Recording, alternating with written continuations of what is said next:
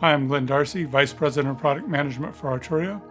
This is our third video in the three-part series on the introduction to the DX7 V. This video will be covering the modulation page, the effects page, as well as the MIDI mapping page.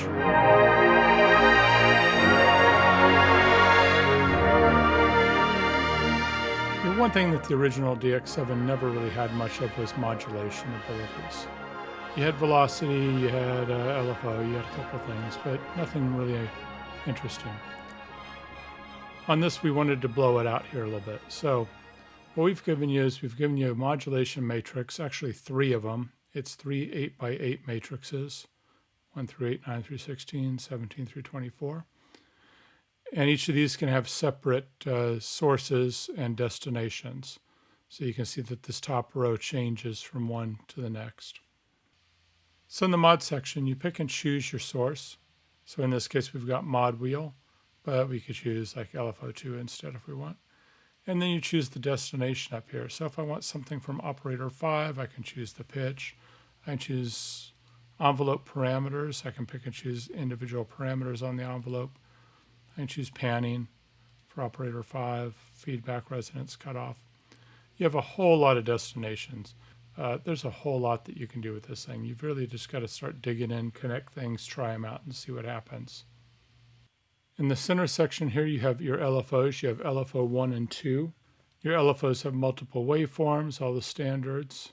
You have speed, tempo, sync, trigger delay, and key sync. And you've got that for both LFOs. Down here, you have a sequencer. And the sequencer, while you can use it for pitch, I use it for pitch in this preset that I'll play in just a second. It's really kind of more interesting used as a modulation device. So in the sequencer, you can sync to the clock. You have a free run mode, which means it's just going to run at its own speed. Over here, you have a pair of dice, and you hit that, it's going to randomize the preset. And over here, you hit the trash can, and it's going to set it back down to 0. You can set the number of steps, the step length. Over here you have the playback direction. It can go forward, backwards, and then random. Over here are the tools where you can draw. I'll draw some stuff over here. So just a pencil allows you to draw like you normally would.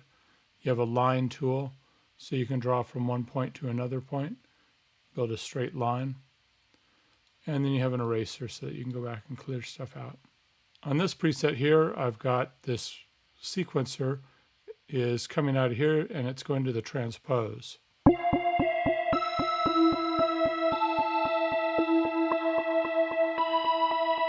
So what I've done here is I've got it 13 steps and it's moving kind of slow, but then the real preset also has an arpeggio on it. So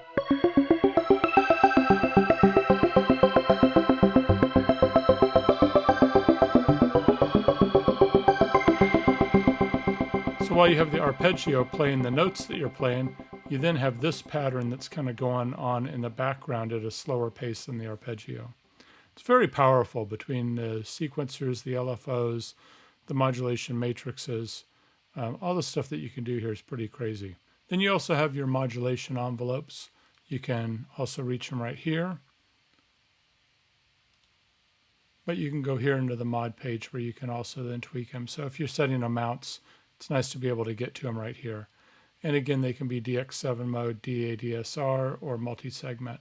This is really the heart of where all the new sound design is going to be able to come out of. Between this and between the new oscillator and filter stuff that goes on here, this is way beyond what DX7 is. It really should be called DX700 or something because it's way more powerful, way more interesting. Now in the output, we have effects. So you can hear them very loud and clear in this preset.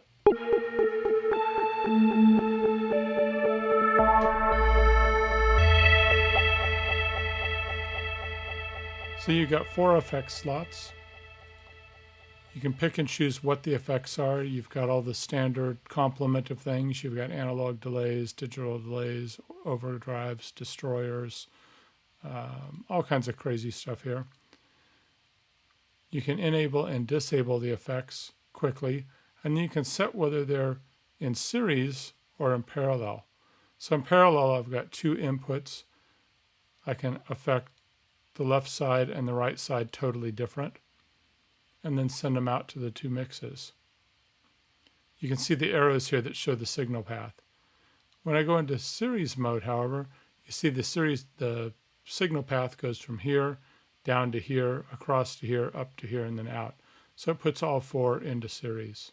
Using my Keylab, I've mapped my sliders to some of the controls. I can show you MIDI mapping real quick. You click on the MIDI icon up here, and then anything that turns up in purple or red can be mapped to a control. So in this case, I've already got operator 1, 2, 3, 4, 5, and 6. I've got all of those already mapped here. So you got a preset like this where you've got multiple parts going on. I can play one note and just play that off of the sliders. So operator 1's the kick.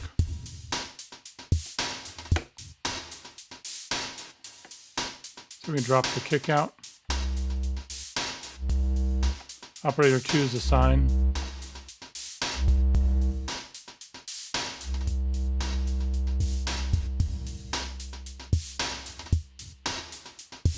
And pull that out and kick up operator 5's hi-hat.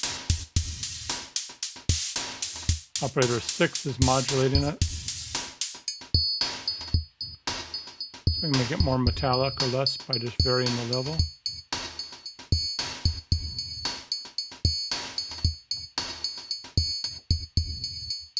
So we'll drop the snare out, kick up the snare, and use operator 4 to change the sound.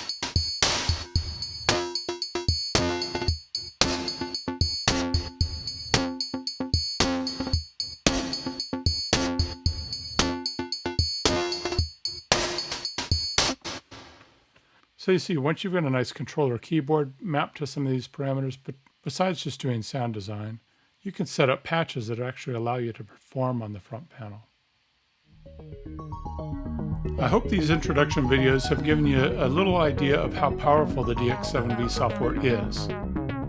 Look for an FM synthesis tutorial in the next few weeks.